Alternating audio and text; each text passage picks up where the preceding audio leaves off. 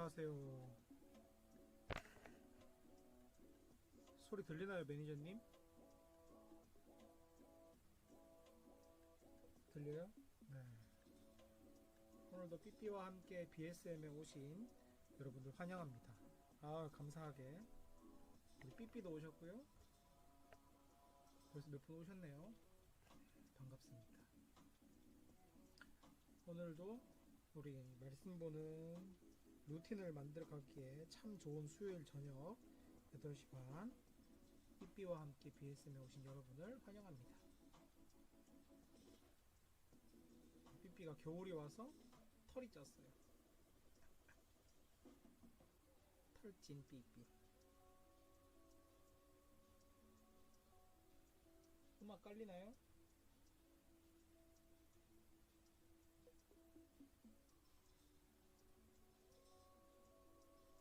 음악은 안 나와?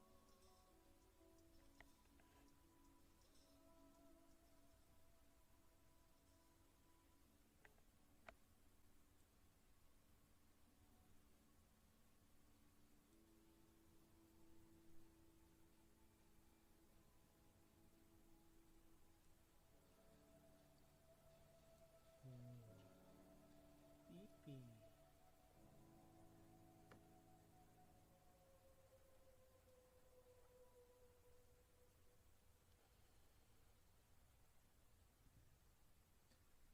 오늘도 삐삐와 BSM에 함께 해주시는 여러분들 참 감사드리고, 오늘은 우리 베드로전서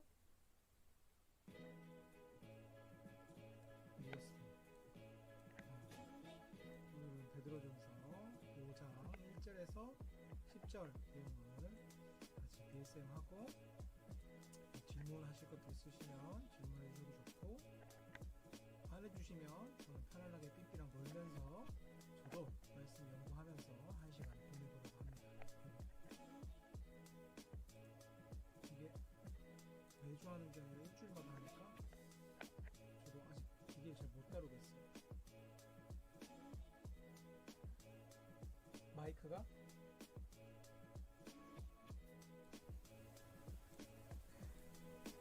마이크 소리 좀 켜봤고요.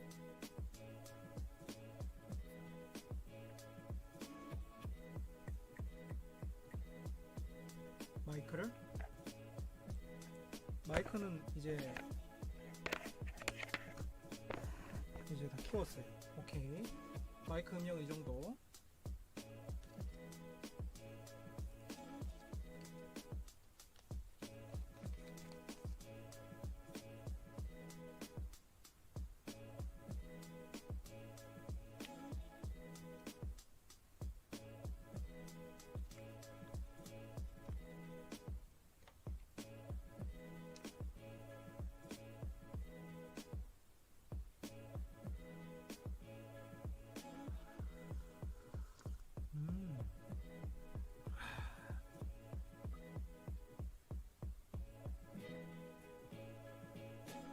일주일 동안 피부가 좀 갔네요.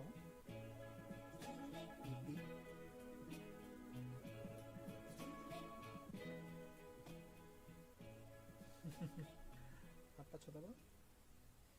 삐삐 삐삐삐삐.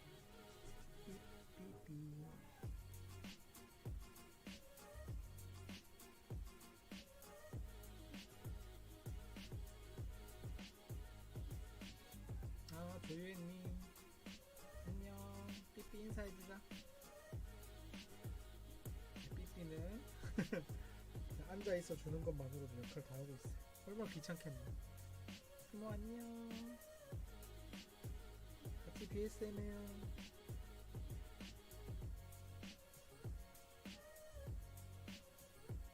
끝나고 간식 줘야겠어요. 그럼 되게 잘 앉아있네.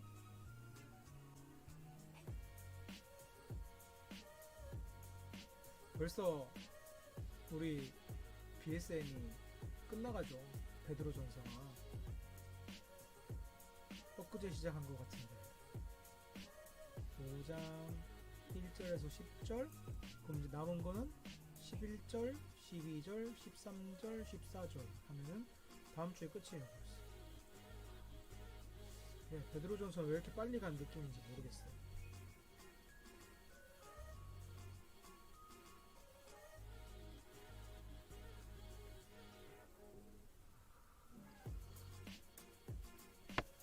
네, 오늘 우리가 같이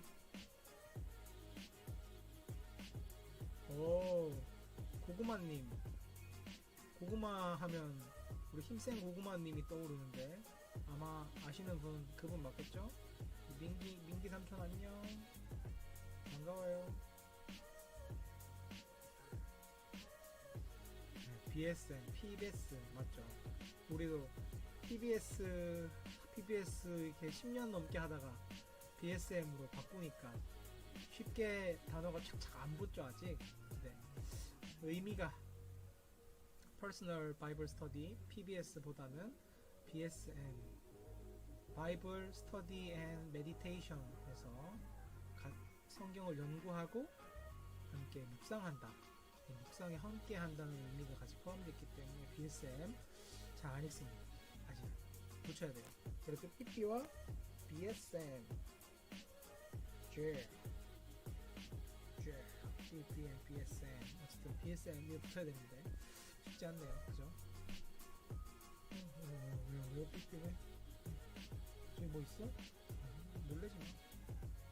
엄마가 과자 꺼내는 거 있어.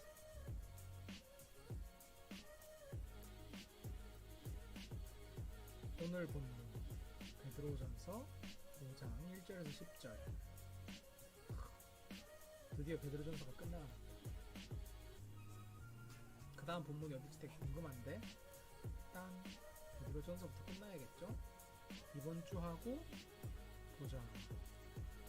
1월 9일날 베드로전서 오늘 본문 5장 1절에서 10절 하고 1월 16일날 베드로전서 5장 11절에서 14절 설교하면은 베드로전서가 끝나고 그 다음에 1월 23일날 아브라함 설교 1월 30일날 설날 연합 예배. 그럼 2월부터는 새로운 본문을 하겠네요.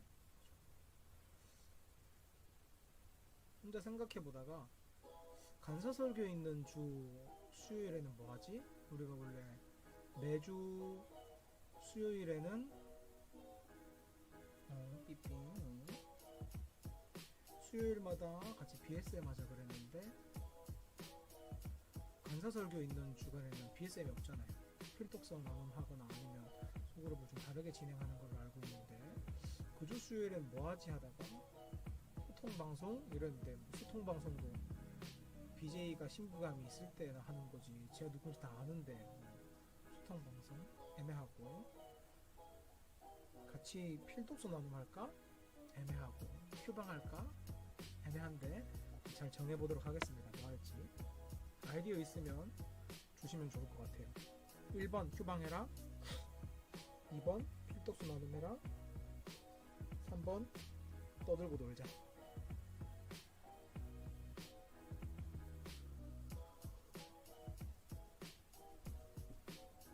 PP3 어디가 3? 할 수 없지. 같이 방송해야 돼.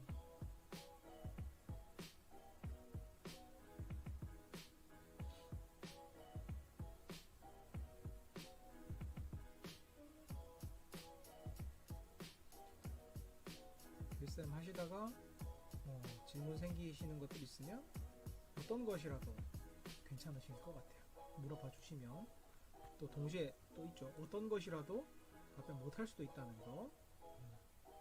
어디가 친구야. 저 삐삐가 얼마나 예쁜지 한번 보여드릴게요. 삐삐.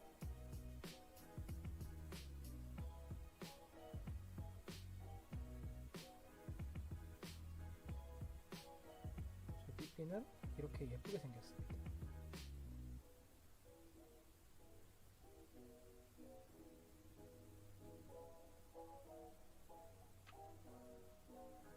아빠가 또 예쁘다고 자랑해줬으니까 같이 좀 앉아있자.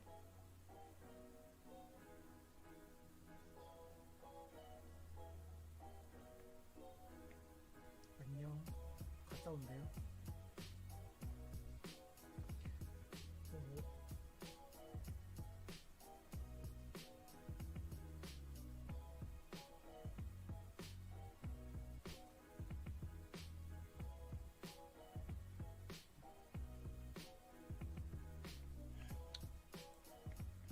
원장님이 BSM 하시는 동안 저도 제 BSM 좀 보면서 아이고, 연구 좀 하고 있겠습니다.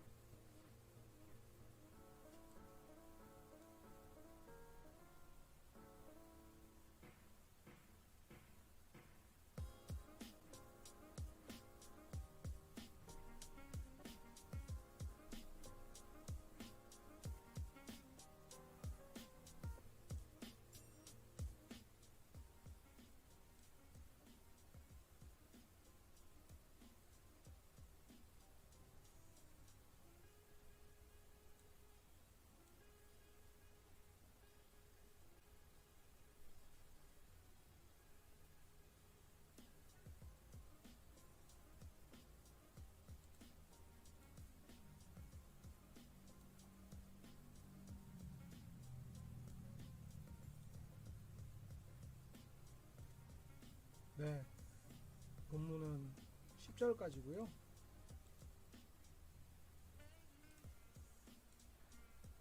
혹시나 해서 다시 확인을 해봐도 10절까지입니다. 5장 1절에서 10절까지.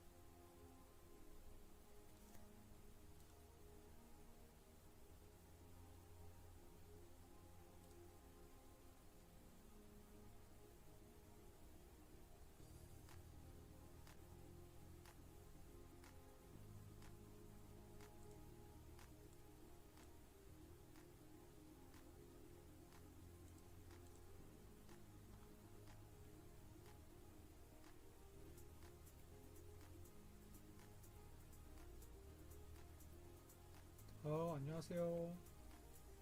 우리 이성원님 반갑습니다. 샤워하고 오셨군요.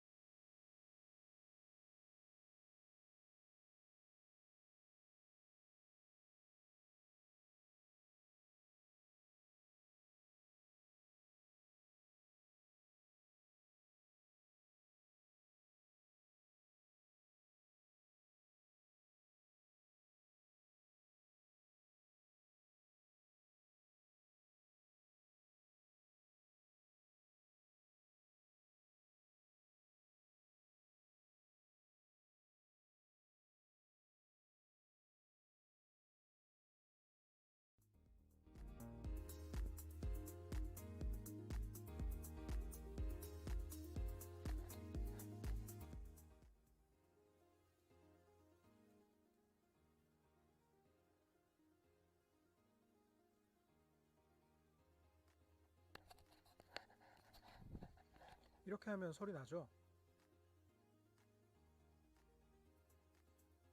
네, 오늘 제가 저녁에 일정이 너무 바빴어 가지고 조정할 시간이 조금 부족했는데 그것 때문에 문제가 좀 생긴 것 같아요.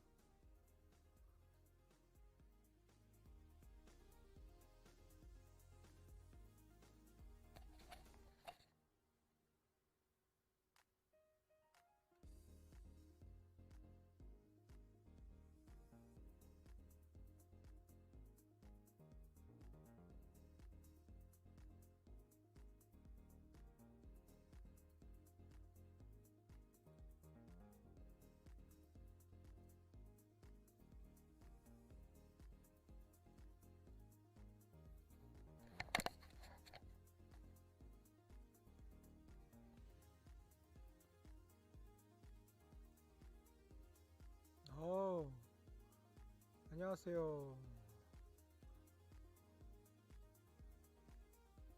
차, 찾아와 주셔서 반갑습니다.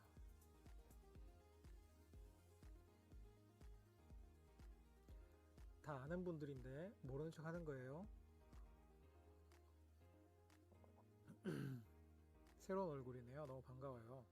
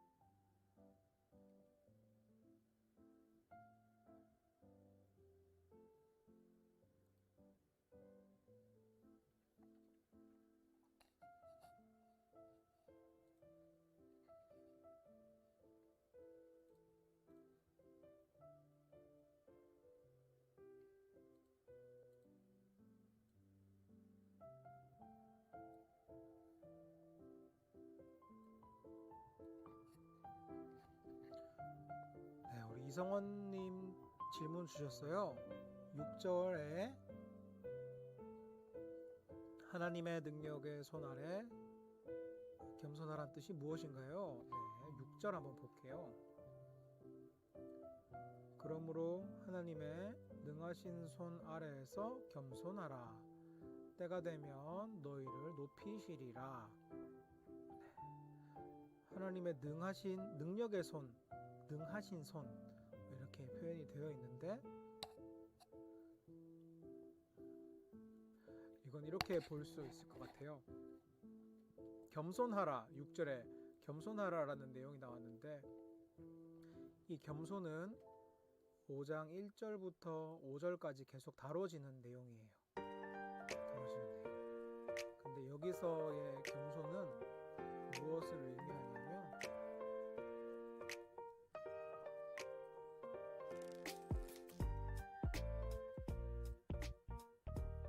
오늘 사운드가 들쭉날쭉하죠? 죄송합니다.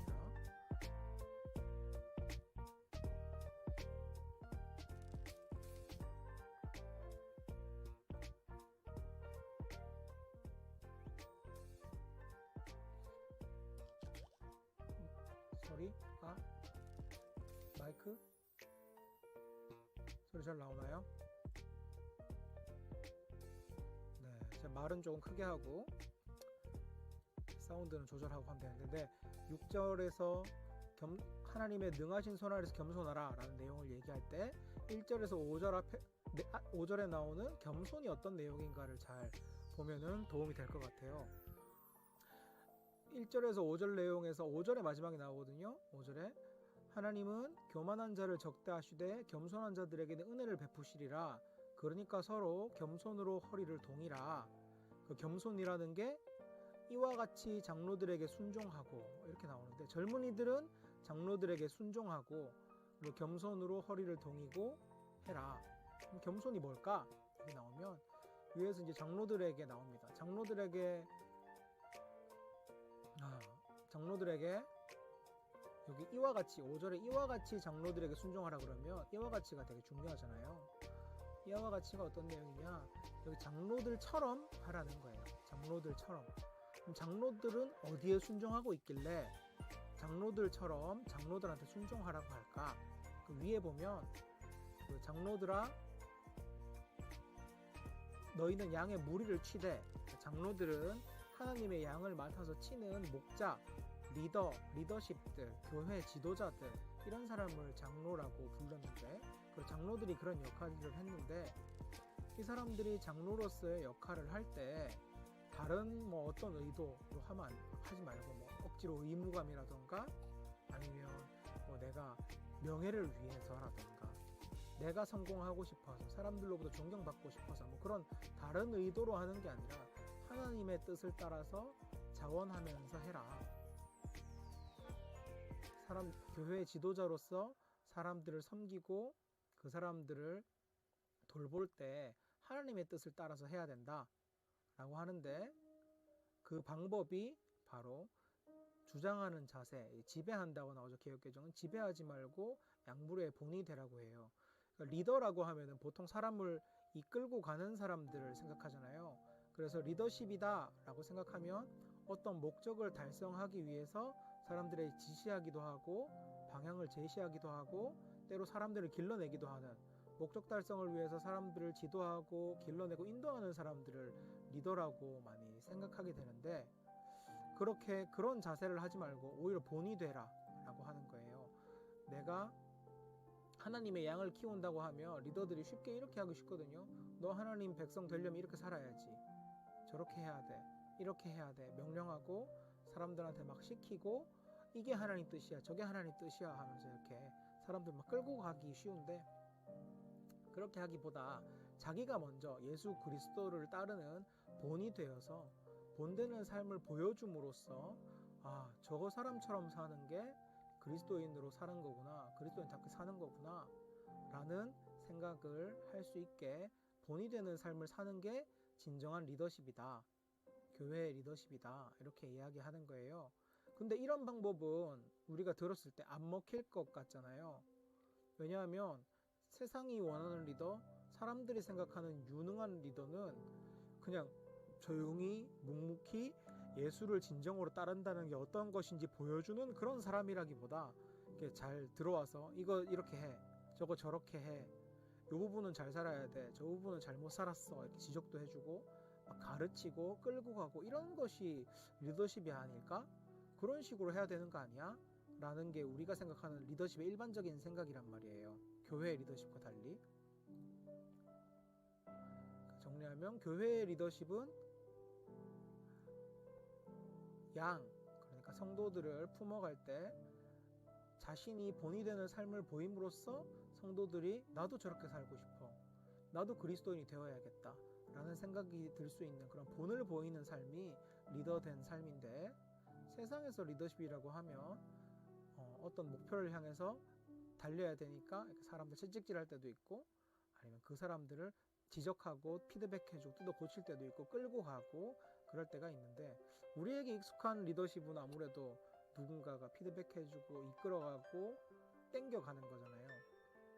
근데 교회의 리더십은 그리스도인으로서 삶의 본을 보여준다는 거예요. 근데 베드로 전서를 받는 교회의 상황을 생각해 보세요. 이 교회는 지금 예수 믿다가 고난을 당하기 시작했어요. 이전 예수 믿기 전에는 고난 당하는 거 뭐 있긴 있었지만 예수 믿는다고 당하는 고난 그렇게 없었는데, 예수 믿는다고 고난을 막 받게 되는 거예요. 그래서 고난을 계속 당하고 힘들고 어려우면 이런 생각하는 사람들이 생기겠죠. 우리 교회에서 지금 이렇게 살아가고 있는 방식 잘못된 거 아니에요? 조금 다른 방식으로 해야 되지 않아요? 우리 사랑하고 섬기고 원수도 사랑하라고 그러는데 그런 방법 그거 좀 잘못된 방법 아니에요? 안 먹히는데요? 우리의 고난을 해결하는 데 전혀 도움이 되지 않는데요? 이런 이야기들을 하는 사람들이 고난 중에 나오게 되는 거예요. 근데 그때에도 리더십들은 계속 이야기하죠. 예수님의 본을 따라가자. 우리가 고난 당한다고, 고난 해결한다고 하나님의 방법 말고 다른 방법들을 사용하지 말고 이 고난 속에서도 어떻게 하나님 방법대로 사는지, 어떻게 살 수 있는지 그걸 고민하고 그렇게 살자. 그러면서 이제 리더십들은 이제 양에게 본이 되는 삶, 예수 그리스도를 따라가는 삶을 계속 보여주는데, 누군가는 그게 마음에 안 드는 거예요. 그 방법 안 먹히던데요? 예수 따라 살아가는 방법 그거 세상에서 안 먹히던데요? 그거 능력 없는 거 아니에요? 그렇게 살면 계속 고난 당하는 거 아니에요? 교회의 방법들이 바뀌어야 되는 거 아니에요? 이런 이야기들을 하니까 6절 이런 이야기를 하는 거예요. 우리가 그걸 따라가는 이유가 바로 예수 그리스도를 따라가기 때문이고, 그 길이 믿음의 길이고 그 후에는 영광의 간을 분명히 받을 수 있는 길이다. 이거 진짜 맞는 길이다. 당장 보기에는 안 먹히는 것 같고 무능해 보이는 방법인 것 같을 수 있지만 이거 사실 진짜 하나님 방법이다. 그러니까 믿어라. 믿고 가자. 하나님 능력을 믿고 가자. 지금 당장은 고난받는 것 같지만 이게 추후에 시들지 아니하는 영광의 관을 얻을 수 있는 방법이다 라고 리더들은 계속 설득하는 겁니다. 그냥 예수 따라가자. 세상의 방법, 효율적인 방법 선택하지 말고. 그래서 6절에 이게 나오는 거예요. 하나님의 능하신 손 아래에서 겸손하라. 때가 되면 너희를 높이시리라. 지금 당장은 고난받는 것 같고 교회의 리더십들이나 또 예수 그리스도의 방법이 무능해 보여. 이 고난을 해결해 주지 못하는 것 같아. 때로는 예수의 방법을 따르기 때문에 더 고난받는 것 같아. 근데 그거 우리가 그렇다고 해서 세상의 방법을 선택하면 안 된다. 하나님이 분명히 승리하실 거라는 걸 믿자. 하나님의 능하신 손이 일하시고 계시고 이것들을, 이 고난들을 통과해서 영광의 날에 이렇게 하실 것을 믿자. 그리고 겸손해라. 자기 주장하고 세상의 판단들을 끌고 들어와서 교회가 이렇게 해야 되는 것 아니냐? 우리가 예수 그리스도의 방법 말고 다른 방법들을 선택해야 되는 거 아니냐? 그렇게 교만하게 하지 말고 겸손해라. 하나님의 방법을 믿고 붙들어라. 그렇게 살다 보면 때가 되면 너희를 높이시리라. 우리를 높이실 것이다 라는 이야기예요. 제가 설명하는데 너무 많이 오늘 꼬였죠.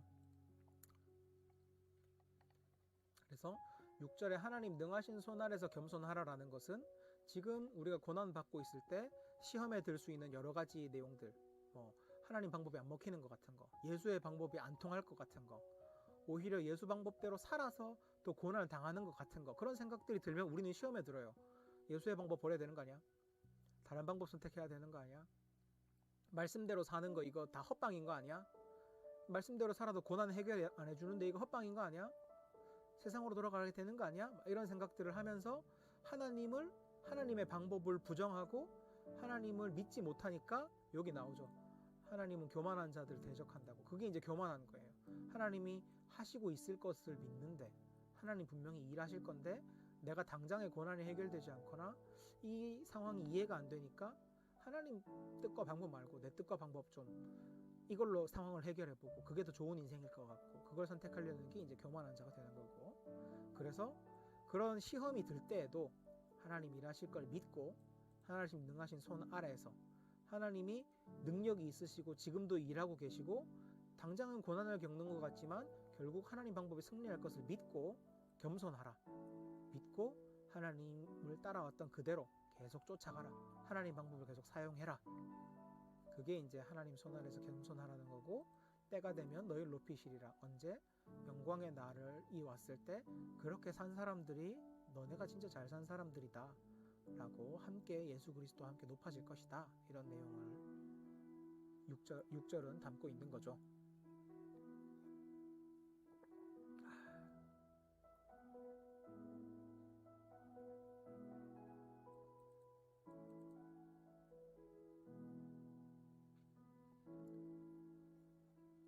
답변이 좀 되셨을지 모르겠어요. 제가 너무 초반에 중구난방의 설명을 해가지고 그래도 마지막에 정리한 그 내용으로 이해해 주시면 좋을 것 같습니다.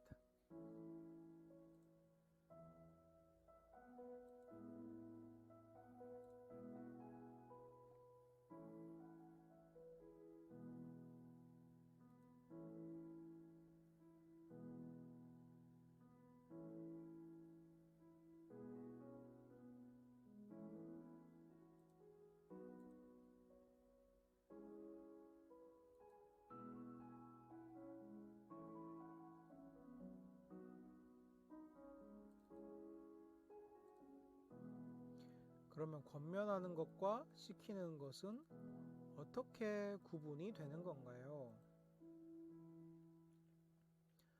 권면하는 것과 시키는 것이라, 그것은 이렇게 구분이 될 것 같아요. 근데 잠깐만, 일단 잠깐만요.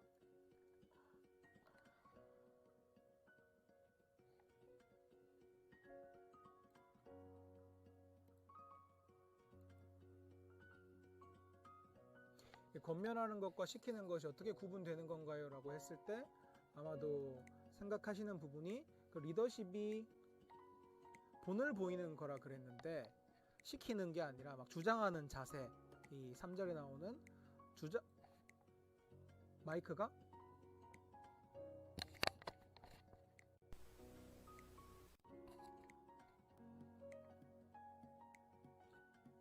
안 나오나요?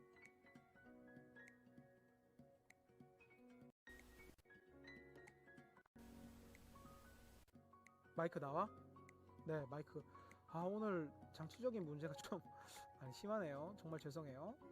마이크 다행히 나온다고 하니까 자, 답변 드릴게요. 권면하는 것과 시키는 것이 어떻게 구분되는 건가요? 라고 질문해 주신 이유가 아마 그 리더십에 대한, 장로들에게 권한을 양치는 사람의 올바른 태도에 대한 3절의 대답 때문에 해주신 질문인 것 같아요.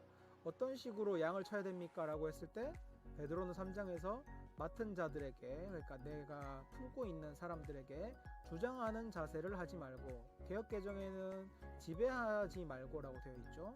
그리고 양 무리의 본이 되라. 그러니까 주장하고 가르치고 지시하고 권면하고 이런 거 말고 본이 되는 삶을 살아라 라고만 마치 이야기하는 것 같은데, 근데 그게 이제 이 부분에서 약간 달라져요. 그러면 5절에 갑자기 이런 내용들이 나와요. 젊은 자들아 이와 같이 장로들에게 순종하고. 그러니까 장로들이 분명히 권면하고 가르치고 이런 내용들이 분명히 있다라는 거예요, 리더십으로서. 근데 여기서 본이 되라는 중요한 그 강조점은 자기가 가르치지 않고 아무것도 안 하고 삶으로 보여만 준다라는 것이 아닙니다. 여기서 중요하게 강조점이 있는 부분은요, 맡은 자들이라는 표현에 있어요. 하나님의 양무리를 취대라는 표현과 맡은 자들. 이 리더십들, 여기선 장로들이 멤버나 아니면 교회에서 누군가를 품게 되면은 이 내 멤버라는 표현을 가끔 쓸 때가 있고 내 조원들이라는 표현을 쓸 때가 있지만 본질적으로 그 사람들은 나의 사람들이 아니라 하나님의 양이죠. 그리고 맡은 자들이에요. 내게 아니라 잠시 맡은 자들인 거예요.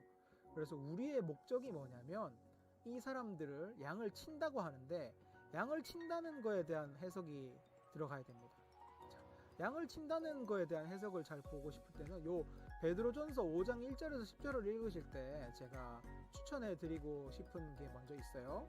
그게 뭐냐면 바로 베드로의 실패와 변화를 쭉 보시고 이 베드로전서 5장 1절에서 10절을 한번 읽어보시면 되게 도움이 될 거예요. 베드로의 실패와 변화 어떤 거냐면 베드로가 예수님 십자가에 못 박히시기 전에 그 겟세마네 동산에서 같이 기도하자 그랬는데 같이 기도 못하죠. 그리고 예수님이 네가 나 부인할 거라 그러니까 저 절대로 부인 안 할 거래요 그랬는데 또 부인하죠. 예수님 쫓아가가지고는 닭 3번 울기 전에 부인하고 도망쳐 나오잖아요. 그리고는 요한복음 21장 도망쳐서 갈릴리로 가 있는 베드로를 찾아가셔서 예수님이 말씀하셔요. 네가 나를 사랑하느냐? 라고 3번 물어보시고 베드로가 진짜 사랑한다고 내가 실패했고 실수했지만 저 하나님 정말 예수님 정말 사랑해요 라고 고백하자 예수님이 양을 치라고 양을 먹여라 양을 쳐라 양을 먹여라 이렇게 3번 요한복음 21장 15절 16절 17절에서 양을 먹여라 양을 쳐라 양을 먹여라 이렇게 3번 말씀하시거든요. 근데 2절에 나오는 하나님 양무리를 치되의 이 치다 요 부분이 그 요한복음에 나오는 양을 쳐라와 똑같은 단어예요. 양을 쳐라. 그러니까 이게 베드로가 썼다 베드로전서에서 베드로가 썼다라고 생각할 때 베드로는 이 표현 이렇게 표현할 수도 있었어요. 너희들 중에 교회의 지도자로 섬길 때 너희들 중에 교회의 리더십으로 사람들을 섬길 때 이런 표현을 충분히 쓸 수 있었음에도 불구하고 베드로는 양무리를 치되라는 표현을 일부러 쓴 거예요. 왜냐하면 베드로를 아는 사람들이 베드로의 입에서 양무리를 치되라는 내용을 들으면 요한복음 21장을 떠올릴 수밖에 없거든요. 예수님이 오셔서 양무리를 쳐라, 양을 먹여라 하셨던 그게 이제 떠오를 수밖에 없는 거예요. 그래서 리더십이 무엇을 해야 하는가? 양을 쳐야 한다. 그럼 양을 친다는 게 무슨 의미인가? 라고 했을 때는 요한복음 21장 내용을 생각해 보면 되게 좋고요. 또한 요한복음에는 양을 친다, 선한 목자, 양을 친다는 게 뭔지 요한복음 10장의 선한 목자 비유에서 양을 치는 사람, 목자는 이 성도들, 하나님의 백성들을 위해 어떤 일을 한다라는 게 요한복음 10장에 잘 나와요. 그래서 저는 오늘 본문을 보실 때 다른 여러 본문들 같이 보셔도 좋지만 요한복음 21장에서 베드로의 실패에도 불구하고 찾아오셔서 양을 치라고 다시 명령하셨던 예수님의 모습을 한번 찾아보고 그리고 요한복음 10장의 선한 목자 비유 양을 친다는 게 어떤 의미인가를 한번 살펴보면 이 본문이 더 잘 이해될 거라고 생각됩니다. 그래서 하나님의 양무리를 치되라는 걸 그 본문들에 비춰서 이렇게 보면요. 양을 친다는 건 이 하나님의 양이잖아요. 그리고 예수님이 백성들을 양이라고 불렀을 때는 하나님을 모르는 상태, 하나님 나라에서 벗어나 있는 상태, 하나님 백성답게 살지 못하는 상태를 예수님은 그들이 목자를 잃은 양 같다라고 표현하셨어요. 그래서 양무리를 친다는 건 하나님 모르는 사람들 혹은 하나님께로 돌아오고 싶은 사람들이 하나님 백성답게 살 수 있게 만들어 주는 거예요. 하나님 백성답게 살 수 있게 사람들을 도와주는 것. 실제로 예수님의 사역을 봤을 때에도 말씀을 가르치시고 설교하시는 사역도 많았지만 직접 하나님 말씀을 살아내고 순종하는 모습을 보여주셔서 제자들한테 하나님 백성답게 산다는 건 이런 거야 라고 알려주시는 모습들이 되게 많았죠. 그래서 양무리를 친다라는 표현은 바로 그런 거. 그 하나님 잘 모르거나 하나님 백성이 되고 싶어하는 사람들을 하나님 백성 될 수 있게 도와주는 많은 행위들을 양무리를 친다라고 하는 거예요. 근데 내 제자를 기르는 게 아니잖아요. 나처럼 신앙생활하는 사람을 만드는 게 아니에요. 나랑 똑같이 말씀 해석하는 사람을 만드는 게 아니고 내 신앙을 그대로 전수하는 게 아니라 내 목적은 뭐예요? 이 사람들이 하나님께로 갈 수 있게, 이 사람이 하나님을 닮을 수 있게, 이 사람이 하나님 백성답게 살 수 있게 해주는 거란 말이에요. 그래서 내 양을 치는 게 아니라 하나님 양을 치는 거예요. 내 것을 다스리는 게 아니라 맡은 자들에게 이렇게 맡은 자들을 기르는 거예요. 그럼 여기서 권면과 시키는 것을 어떻게 하는지가 드러나요. 권면 시키는 거 우리 리더로서 할 수 있어요. 근데 그건 양무리의 본이 되라는 말에서 벗어나지 않아요. 양무리의 본이 되라는 건 삶의 본이 되는 형태를 보여줘서 그걸 그대로 따라하게 하라는 것이 아니라 내가 먼저 하나님의 양이 되라. 내가 먼저 하나님 양으로 어떻게 살아야 되는지 목자를 따라가라. 그래서 그 양의 동물적인 특징이 잘 드러나는 부분인데 양은 시력이 나빠서 앞에 가는 양 엉덩이만 보고 쫓아가요.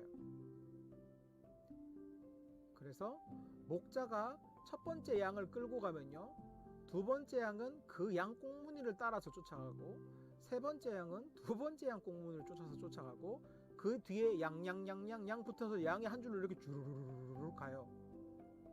그러면 우리의 역할은 무엇이냐? 목자이기도 하지만 진정한 목자인 하나님을 쫓아갈 수 있도록 우리는 첫 번째 양이 돼주는 거예요.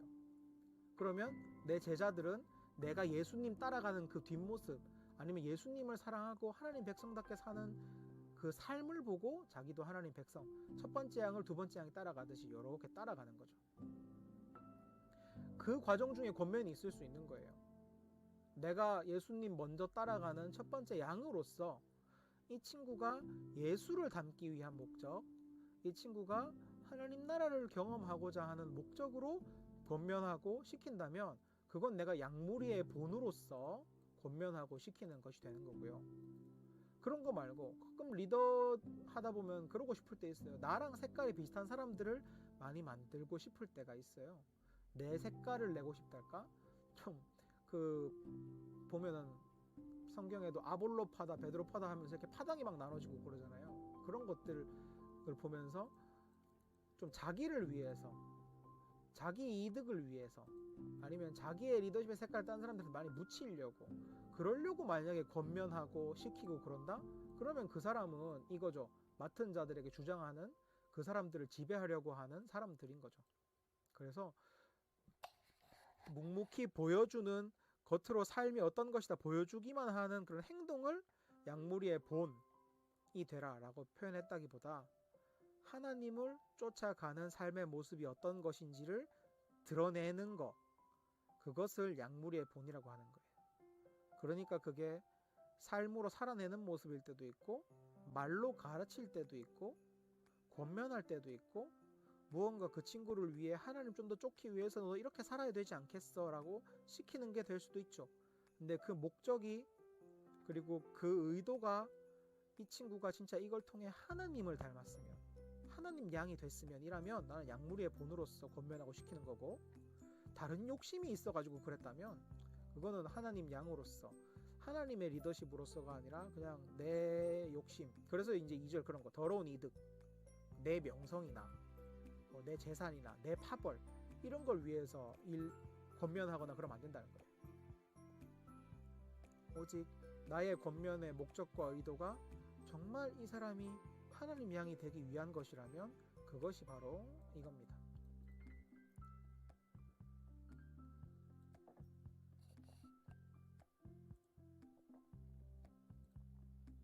카메라도 돌아왔군요.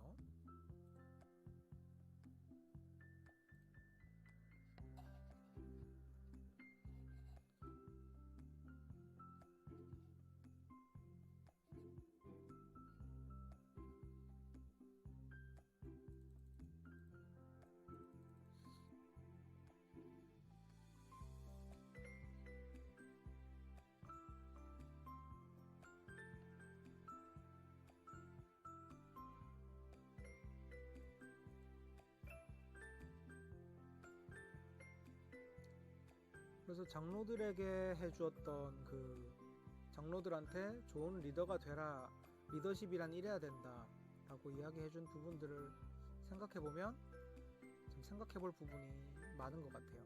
리더라고 하면 가르쳐주고 뭔가 성경 지식을 전해주고 또 좀 더 멋있는 삶의 본을 보여주는 사람이다, 이렇게 단순하게 많이 생각해왔는데, 요한복음 10장에 나오는 선한 목자 비유를 보면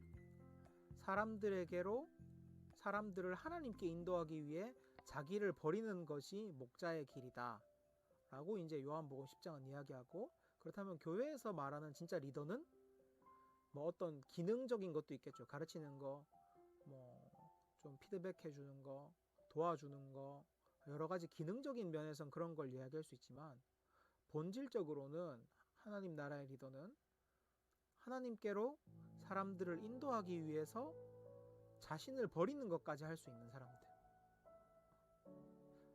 뭐 자기 자신을 위해서, 자기의 명성을 위해서, 내가 공동체에서 사랑받고 싶어서, 유능한 사람으로 인정받고 싶어서 그래서 가르치고 섬기고 그런 것이 아니라, 뭐 우리 중에 그런 사람은 없겠죠. 하지만 그런 것이 아니라 진짜 이 사람이 예수님 믿었으면 좋겠어서, 진짜 이 사람이 하나님 따라서 사랑하며 산다는 게 어떤 건지 깨닫고 그거를 누릴 수 있게 도와주고 싶어서, 이 사람이 하나님 만나서 너무 행복하게 해주고 싶어서, 하나님 만나게 해주고 싶어서 그걸 위해서 어떤 것들을 하는 사람, 그게 리더십이 가져야 될 태도다, 그게 리더십이다 라고 이야기하는 거고,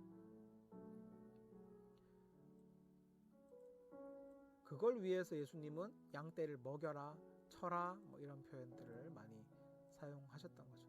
그래서 우리 동기가 진짜 하나님 사랑하는 마음인가? 진짜 하나님을 섬기고 다른 사람들이 하나님 만나고 하나님 만났을 때 그 행복을 누리게 해주고 싶은 마음에서 내가 사역하고 있는 건가? 이런 것들을 이 본문에서는 좀 돌아볼 수 있을 것 같고,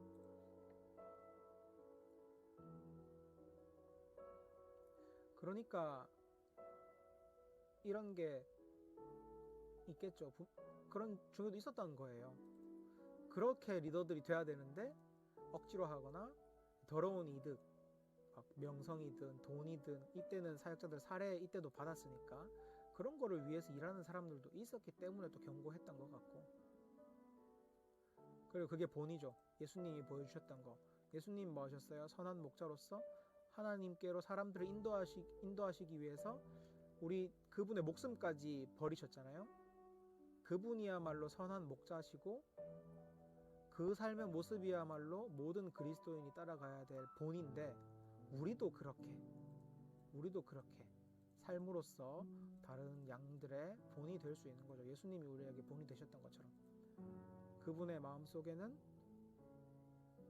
사람들이 정말 하나님을 알고 하나님 나라를 살았으면 좋겠다, 그걸 위해선 나도 버릴 수 있다라는 마음이 있었던 것처럼 우리도 그 마음을 가지고 살아가는 걸 따라가야 된다, 그 본을 따라가야 된다가 되게 중요한 강조점인 것 같아요.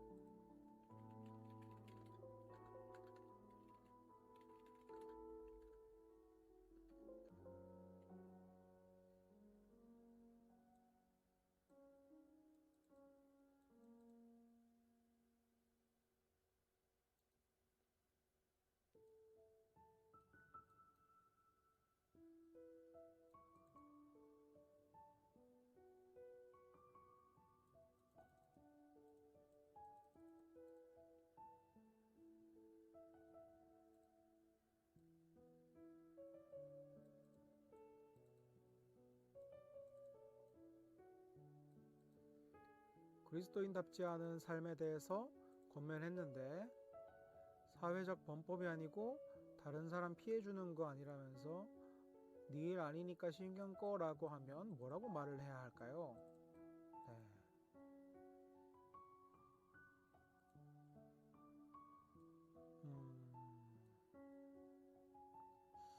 글쎄요, 어떤 상황인지 제가 구체적으로 알지 잘 못하겠지만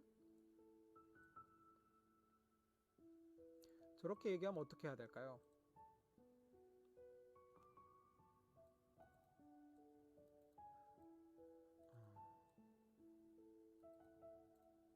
우리가 그렇게 사람이 마음이 좋고 선한 의도가 꺾였을 때 좀 사람은 다 실망하죠.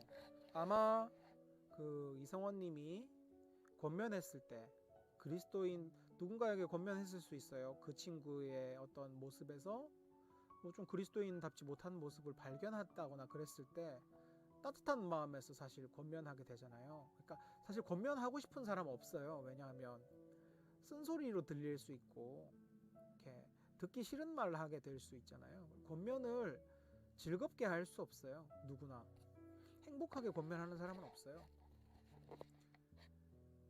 다만 권면을 할 때에는 용기를 내서 그럼에도 불구하고 내가 저 사람을 사랑하니까, 저 사람이 진짜 하나님 만났으면 좋겠으니까, 하나님 뜻대로 살았으면 좋겠으니까 내가 위험을 무릅쓰고 관계가 틀어질 수도 있잖아요. 권면하는 건데 그때까지만 해도 우리 마음은 권면할 때 마음은 되게 좋죠. 근데 오히려 저는 그게 걱정돼요. 만약에 내가 그렇게 권면했을 때 방금 뭐 네 일 아니니까 신경 꺼 이거는 약간 그 나는 진짜 선한 마음에서 다가갔는데 까인 거잖아요. 그때 내 마음이 어때요? 보통 배신감도 느끼고 실패감도 느끼고 예전에 그 선한 마음, 내가 이 권면을 하기 전에 이 친구의 존재를 걱정하면서 했던 그 선한 마음이 계속 유지되고 있는지 한번 살펴볼 필요는 있는 것 같아요. 왜냐하면 됐다 치워라 식으로 나오면 나도 마음이 상해서 뭐야 이런 배은망덕한 뭐가 중요한지 모르는 이러면서 이전까지는 긍휼해서 권면했는데 그게 안 먹히면 미워질 수도 있거든요. 그 대상이. 그래서 그렇게 되지 않아야 될 거예요.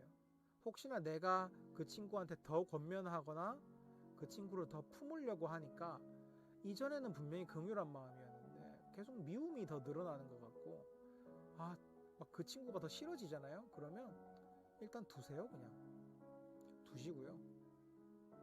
왜냐하면 내가 그 친구를 위해서 사랑하는 마음으로 양된 본의 방법을 사용해야 되는데 하나님 마음으로 품어야 되는데 그게 내가 상처를 입으면 어느 순간부터 안 되거든요. 그러면 내가 하나님의 방법이 아니라 악으로 깡으로 그 방법을 쓴단 말이에요. 그것부터가 이미 선한 게 아니기 때문에 일단 내 마음이 이전에 그 긍휼함을 회복하기 전이라면 그냥 냅두시는 게 나을 거고요. 그리고 생각 없이 사는 사람들은 사실 없죠.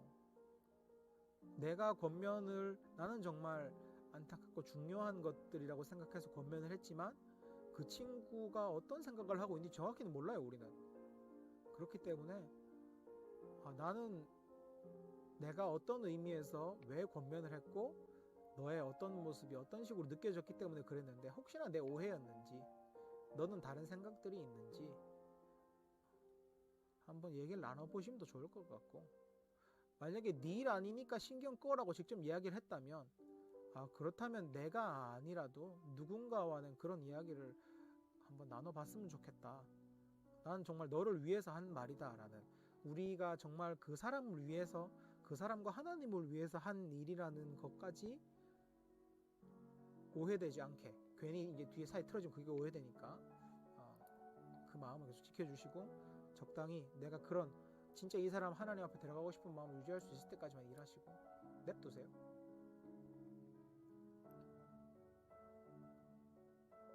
분명히 또 누군가 함께 하는 사람이 있을 거예요. 있을 거고 도와줄 사람도 있을 거고 혹은 나는 모르지만 또 잘 살고 있는데 단지 내가 못 본 걸 수도 있는 거고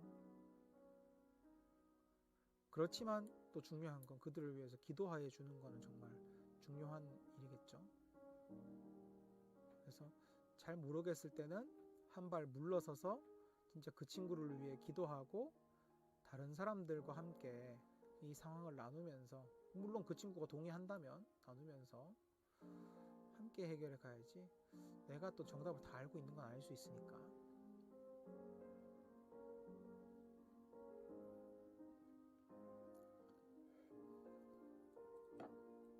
네 일 아니니까 신경 꺼 좀 기분 나쁘겠다 진짜 그러면 왜 내일이 아닌지 막 이렇게 파고들지 마시고, 알겠다, 하지만 너를 위해 기도하고 싶은 내 마음은 진심이다, 이 정도 하고 치우세요.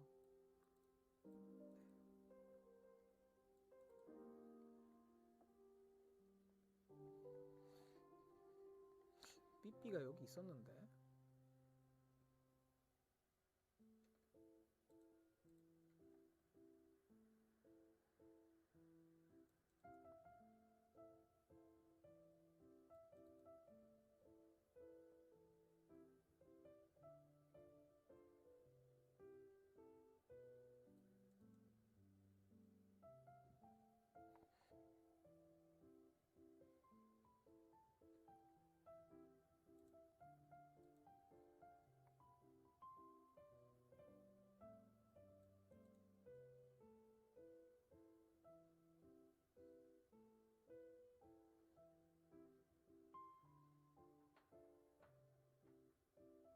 이 구절 되게 멋있지 않아요? 8절에 근신하라 깨어라 너희 대적 마귀가 우는 사자같이 두루 다니며 삼킬 자를 찾나니. 괜히 멋있죠? 사자 막 나오고 이러니까. 제 이 구절이 되게 기억에 남는 이유는, 이거 제가 저희 교회에 온 지 얼마 안 됐을 때 새신자 훈련 때 이 구절이 뭔 맥락에서 나왔는지 모르겠는데 나와가지고 제가 이 구절이 멋있다고 외웠어요. 근신하라 깨어라 너희 대적 마귀가 우는 사자같이 두루 다니며 삼킬 자를 찾나니. 구절이 괜히 멋있어가지고 외워서 제 기억 속에 많이 남아있는 그런 구절인데, 이 구절 안에 되게 재밌는 용어가 숨어 있는 거 알고 계세요? 아까 그런 상황을 가정했죠. 베드로전서 여기 하나님의 능하신 손 아래 겸손하라 이걸 했을 때 가정했던 상황이 있었죠. 고난을 겪고 있고, 그럼 고난 중에 우리는 의심되잖아요. 하나님 방법대로 사는 거 맞나? 하나님 우리를 보호하시는 거 맞나? 이게 제대로 사는 거 맞나? 이런 의심이 들잖아요. 근데 베드로는 하나님 믿어라, 하나님께서 다 알아서 하신다, 이런 식으로 이야기하고 치우는 것만 같아요. 근데 그게 7, 8절로 연장되면서 약간 법정 이미지가 나와요. 법정 이미지. 고난을 대하는 두 영적 세력의 태도랄까? 아니, 고난을 당하고 있는 우리에게 다가오는 두 개의 영적인 세력 같은 느낌으로 7, 8절을 볼 수 있는데, 우리가 고난을 당하면 염려가 많이 생기죠. 하나님 뜻대로 살아도 되나? 이렇게 사는 거 맞나? 그 염려가 계속되면 뭐가 생겨요? 하나님 방법이 아닌 것 같아. 교회에서 배운 대로 하면 호구되는 것 같아. 말씀대로 사는 거 다 거짓말이야. 염려가 심해지면 거기까지 가요. 그러면서 하나님을 믿지 못하고 다른 방법들을 막 사용하고 선택하게 될 수도 있죠. 근데 베드로는 우리가 그런 고난 상황에서 10절 현재의 삶을 잠깐 고난이라고 이야기한 걸까요? 10절에서 이 잠깐 고난을, 이거는 현재의 삶을 잠깐 고난이라고 말하기도 하고요. 또 하나는 내가 지금 당하고 있는 고난을 이해하지 못할 때, 그때는 그냥 마냥 고난으로만 느껴지거든요. 그래서 그 시기를 잠깐 고난이라고 하고, 이거는 어떤 걸로 해석해도 크게 걸리지 않습니다. 그 김남주님 질문대로 잠깐 고난을 현생의 삶을 잠깐 고난이라고 표현한 걸 수도 있고, 그것도 맞아요. 하지만 또 다른 걸로는 그 현생의 삶을 잠깐으로 보면은 영원한 영광이랑 비교해서 잠깐 고난, 영원한 영광은 이제 우리 그 주님 오신 그때 이후부터 영원한 영광에 들어가는 거니까 영원과 잠깐을 비교해서 하면은 현생을 잠깐이라고도 할 수 있고, 또 동시에 뭐냐면 잠깐 고난이 요 뒤에 터를 견고하게 하시니라, 너희를 친히 온전하게 하시며 굳건하게 하시며 강하게 하시며 터를 견고하게 하시니나랑 이렇게 비교가 되면서, 우리가 이 상황에 하나님을 붙들지 못하고 염려에 가득 쌓여 있을 때는 이게 그냥 고난으로만 여겨지지만, 하나님을 붙들고 이 상황에 다시 이 상황을 하나님의 눈으로 다시 보기 시작하고 공동체와 함께 이겨내고 말씀으로 해석하기 시작하면 우리가 온전해지고 굳건해지고 강하게 되고 내 서 있는 믿음의 터 위에 다시 굳건하게 서 있을 수 있는 거예요. 그래서 영원한 영광과 비교하게 되면은 잠깐 고난을 현생의 삶이라고 해석할 수 있고, 이 뒤에 부분 온전하게 되고 굳건하게 되고 강하게 되고 터를 견고하게 되는 거랑 잠깐 고난을 비교하면 내가 아직 고난과 염려 속에 막 흔들릴 때는 단지 고난밖에 눈에 안 들어오지만 주님 안에서 온전해지고 굳건해지고 강하게 되고 터를 견고하게 된다 라고 하면 이 잠깐 고난은 주님 안에서 고난이 재해석되기 전 그때까지의 고난이라고도 볼 수 있는 거죠. 그래서 이제 7, 8절이 그런 내용을 해석해주는 디딤돌이 되는 거예요.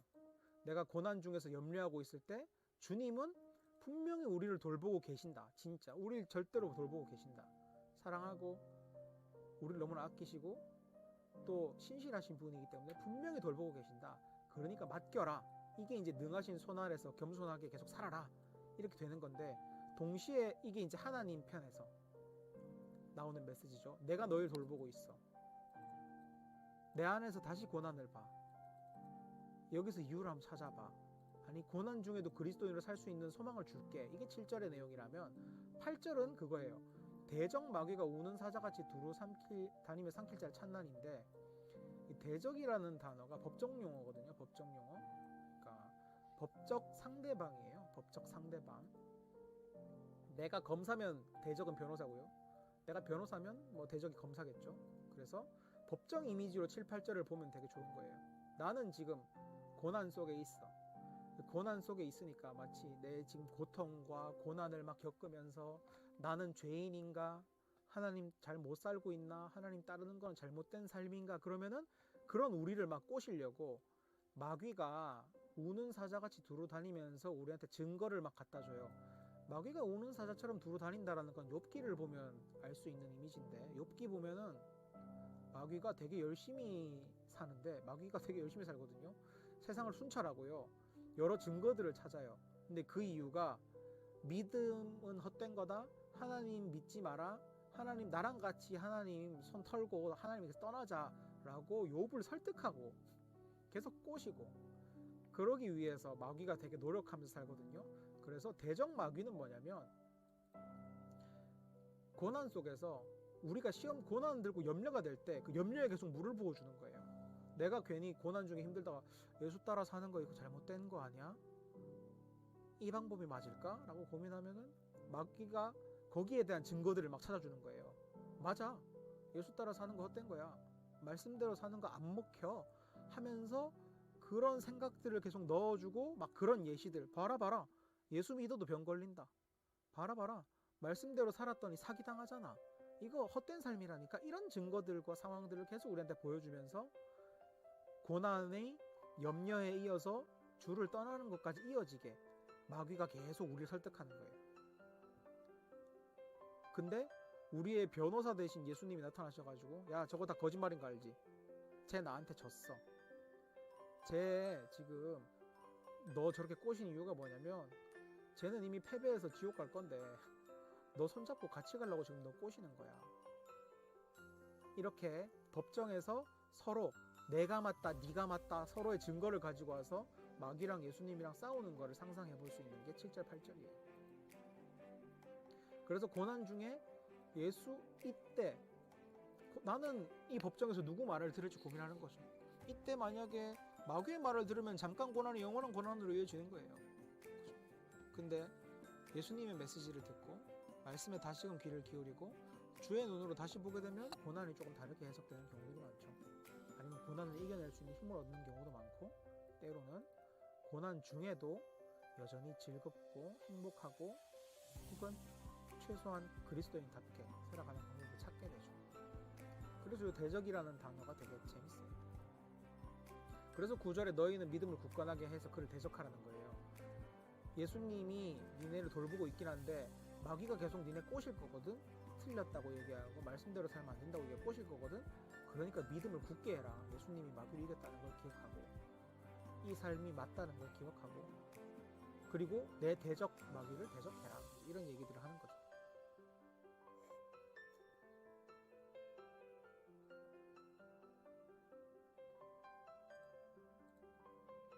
시간이 벌써 9시 37분이 됐어요. 제가 잠깐만 목이 너무 말라서 물 한 잔만 떠올 텐데 혹시나 질문 더 해주시면 조금만 더 해보고, 아니면 뭐 같이 오늘 BSM 좀 다들 하셨을 테니까 오늘은 참 제가 오늘 하루 너무 바빴는데 정신이 없네요. 마실 거 하나만 가지고 올게요.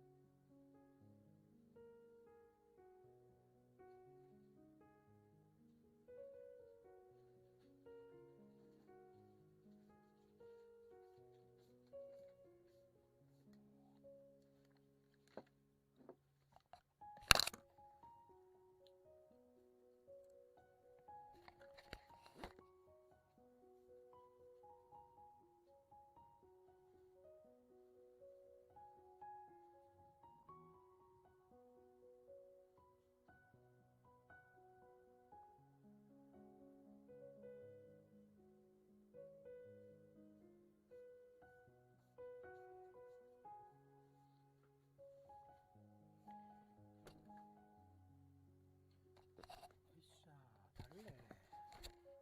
삐삐와 BSM인데 달래랑 왔어요. 삐삐가 안 보여서 내 사랑 달래가 함께 해주죠.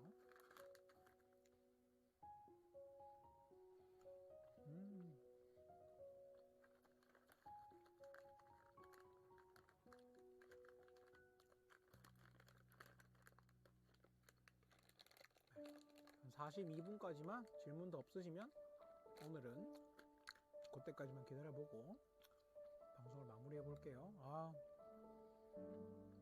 오늘 진짜 저도 BSM을 열심히 했는데 뭐랄까, 왜 이렇게 질문에 답변하는데 횡설수설하게 되는지 참 아쉬운 마음이 너무 많이 들고,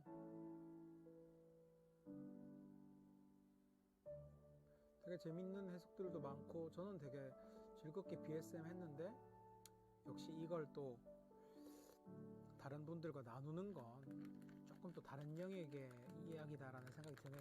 다음 주에는 진짜 앞으로 수요일에 저녁에 원투원을 잡으면 안 되겠어요. 오늘 저녁에 원투원 되게 즐겁게 하고 왔는데 진짜 재밌었거든요.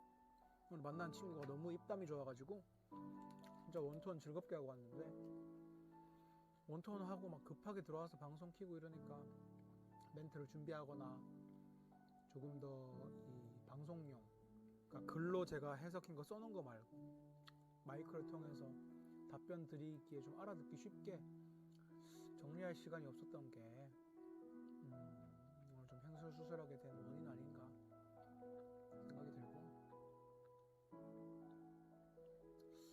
다음 주부터는 제가 조금 더, 지난주에도 이 얘기했는데 조금씩 나아지길 바랍니다. 조금 더 정돈된 답변으로 찾아뵀으면 좋겠네요. 꼬리.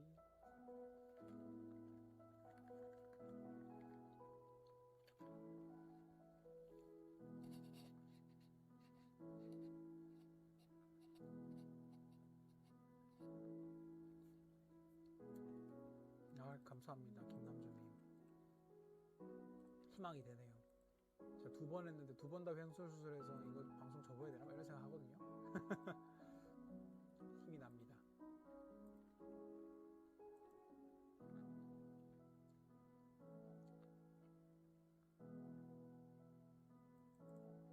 어쨌든 아까 잠깐 말씀드렸던 이번 본문 볼 때는 정말로 베드로의 실패, 겟세마네나 예수님 부인했던 실패와 요한복음 21장에 예수님이 다시 찾아오셔서 양치라고 부르셨던 장면, 그리고 요한복음 10장의 선한 목자 비유, 요거를 이번 본문 보실 때 같이 보시면 진짜 풍성하고 베드로가 자신의 실패를 딛고 우리한테 어떻게 살아야 된다 라고 조언해 주는 게 이 본문에서 확 느껴지실 거예요.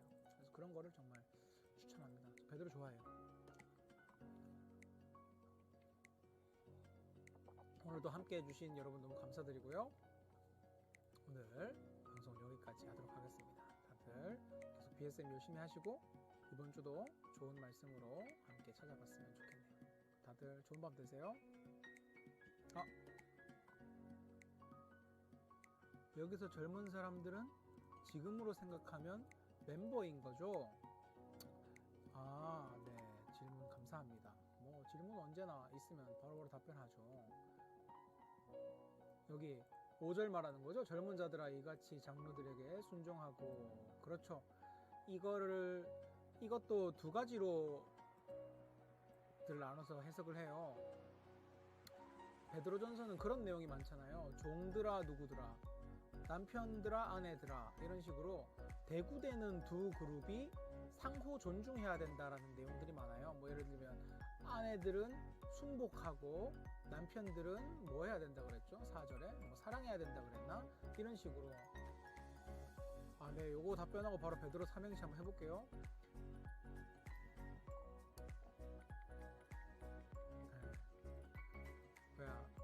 아내들아 뭐 하고 남편들아 뭐 해라, 종들은 이렇게 하고 주인들이 이렇게 해라, 이런 것처럼 이 상호 존중하라는 내용을 대구처럼 이렇게 하는 게 있는데, 그렇게 젊은 자들과 나이 든 자들 사이에는 어떻게 지내라 라고 보는 경우도 있는데, 야 조유혜 네가 질문해놓고 지금 저거 가면 하지만 이 맥락상 아마 요 앞에 1, 2, 3, 4절에서 그 리더십, 장로들, 양을 치는 목자들에 대한 이야기를 했기 때문에 여기서 젊은 자들은 상대적으로 그 리더십을 따라가는 사람들로 해석하는 게 조금 더 맞다고 보는 해석들이 많이 있어요. 원래 젊은 자들은 지금 생각으로는 멤버들이기도 하지만 이거 보면 결국은 서로 순종하는데 자리가 다른 거예요. 그래서 젊은 자들아 이와 같이 장로들에게 순종하고가 아니라, 사실은 장로들이 하나님께 순종하고 있기 때문에 젊은 자들도 하나님께 순종하고 있는 그 장로들에게 순종함으로써 하나님께 순종하라는 거죠. 젊은이들아, 멤버들아, 리더 말 다 들어라, 이게 5절이 이야기하는 바가 아니라 1에서 4절이 리더들아 니네의 권세가 아니라 하나님을 하나님을 위해서 일해라, 4절까지 그렇게 얘기했으니까. 그리고 멤버들아, 리더들이 하나님에게 순종하고 하나님을 위해 섬기고 있는 리더들이니까 그런 리더들에게 순종해라. 리더가 하나님에게 순종하고 있기 때문에 네가 리더들의 말에 순종하는 게 결국 아니지, 리더가 하나님을 쫓아가고 있는 사람들이고 니네가 하나님 따를 수 있게 도와주기 위한 삶을 사는 사람들이기 때문에 그 사람들의 말에 순종하는 것이 결국 하나님께로 가는 길이다, 이렇게 이야기하는 게 이제 5절인 거지, 결코 무조건 리더 말 들어라, 목사 말 들어라, 전도사 말 들어라 이렇게 해석하는 건 절대로 아니 될 말씀입니다. 베드로 삼행시하고 마무리하면 되나요? 베드로전서 BSM 하시는 여러분,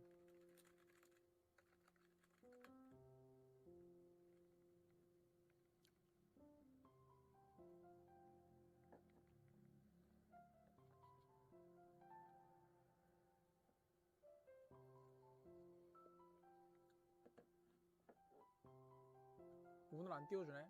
그러면 방송은 여기까지 하도록 하겠습니다. 다들 너무 감사하고, 오늘도 함께 해주신 여러분께 정말로 큰 감사드리면서 다음 주에 마지막 베드로전서 마지막 11, 12, 13, 14 짧아 너무 들어왔고요. 들어와.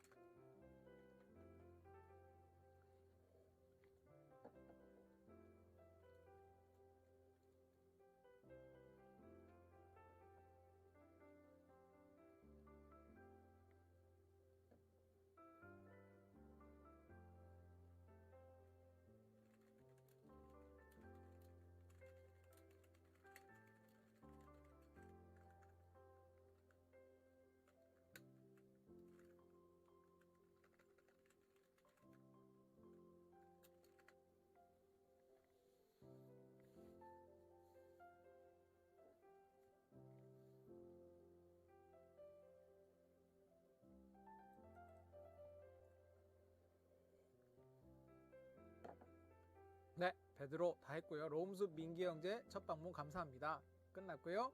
다들 이번 주 방송 참 함께 해주셔서 감사합니다. 이제 진짜 안녕.